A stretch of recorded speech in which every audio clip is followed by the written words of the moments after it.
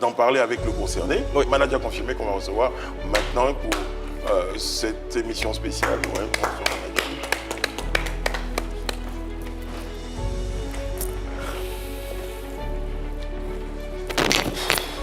Manager confirmé, bonjour, comment ça va? Oui, ça va bien. Ben oui, en tout cas les circonstances sont difficiles. Ouais. Tu as tenu à être à nos côtés pour partager un tout petit peu cette émission hommage avec les autres petits congélateurs.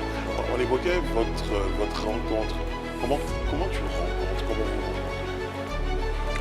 Bon, avec mon petit frère, DJ Congélateur, c'était à Bordeaux, comment j'ai raconté DJ Congélateur. J'ai raconté DJ Congélateur à Bordeaux. C'était un artiste qui était franchement talentueux. Bon, je ne vais pas trop rentrer dans les débats, mais j'ai raconté DJ Congélateur chez lui à Bordeaux. À cette époque, tu étais aussi chanteur, tu étais aussi DJ? Oui, j'étais chanteur, je faisais mes petites prestations dans les villes.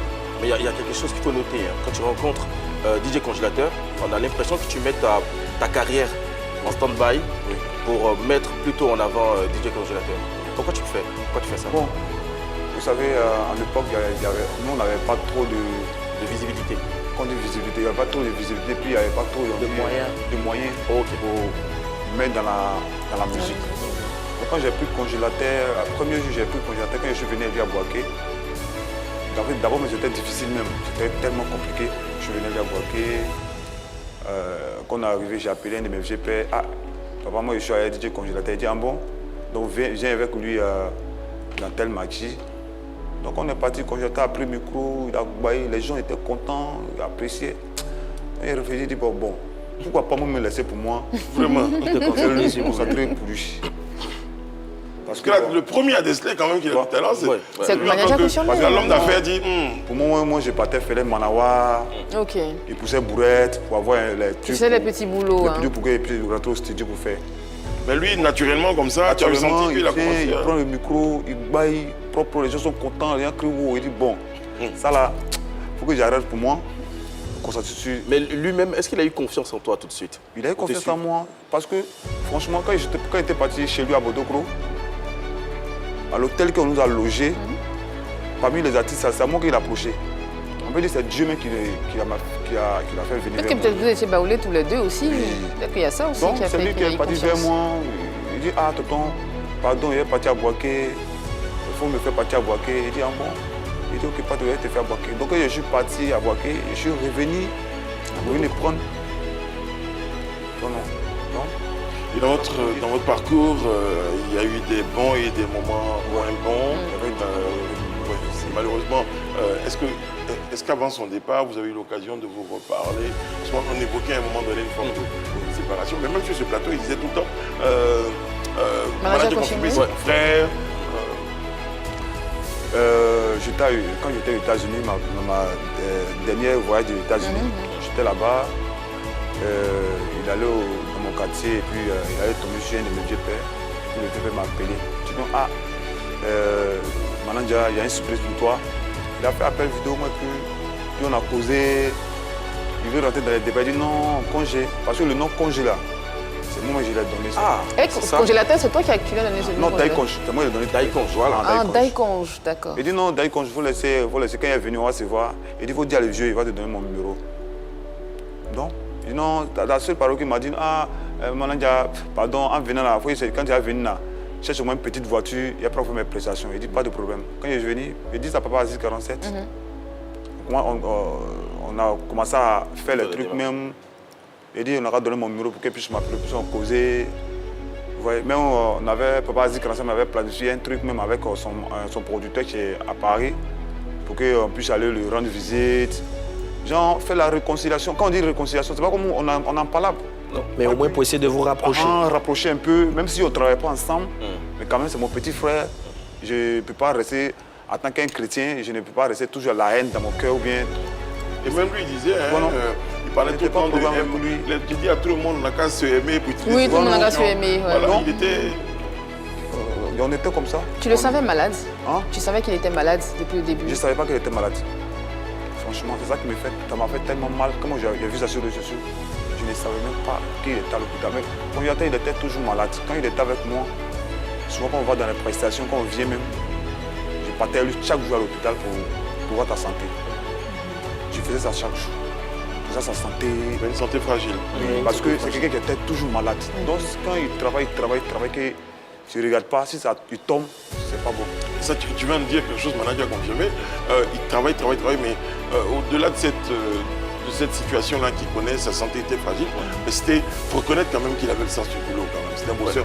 Il évoquait avec Charo Mao le nombre de tournées qu'ils font quand même sans vraiment se reposer. Et le staff lui demandait souvent de se reposer, mais il avait envie de donner quelque chose. Il sentait qu'il avait un retard à rattraper. Il a envie de chanter. Oui. En fait, il a envie de chanter.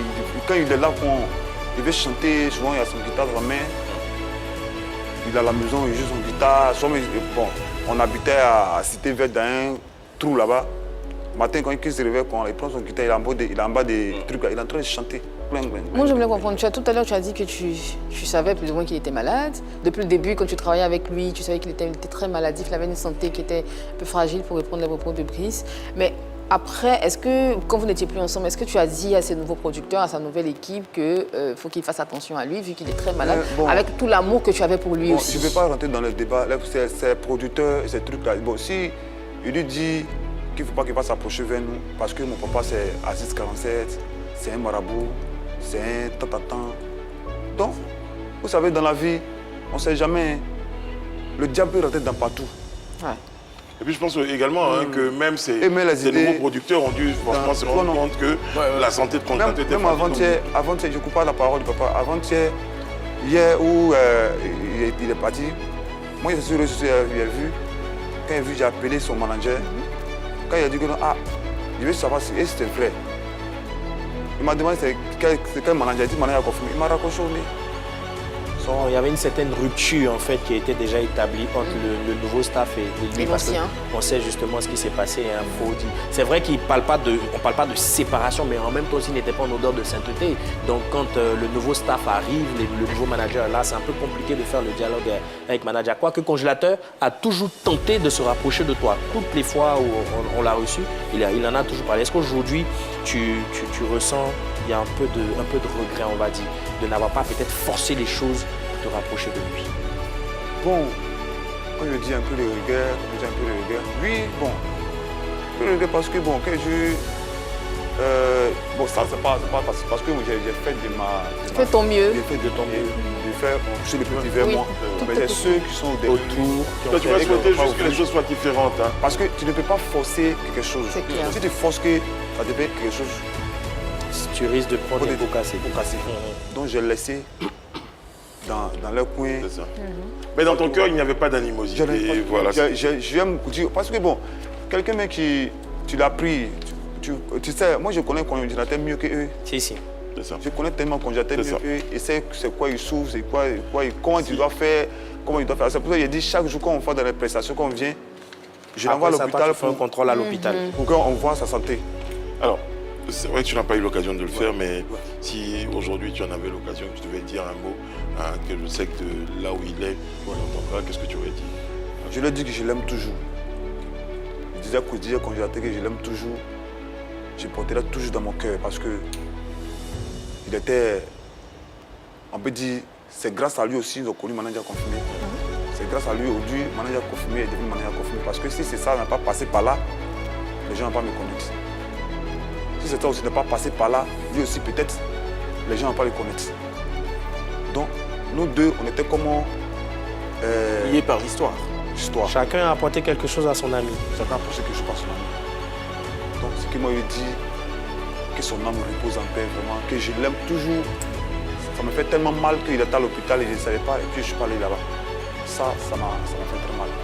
Parce que je ne sais pas, ils ne m'ont pas dit, je ne sais même pas qu'il était à l'hôpital. S'ils savaient qu'il était à l'hôpital, peut-être qu'il allait passer beaucoup de temps avec lui. Ouais. On a confirmé. Merci d'avoir accepté de venir sur ce plateau-là pour évoquer, pour témoigner, pour partager ce moment d'hommage avec nous. Merci.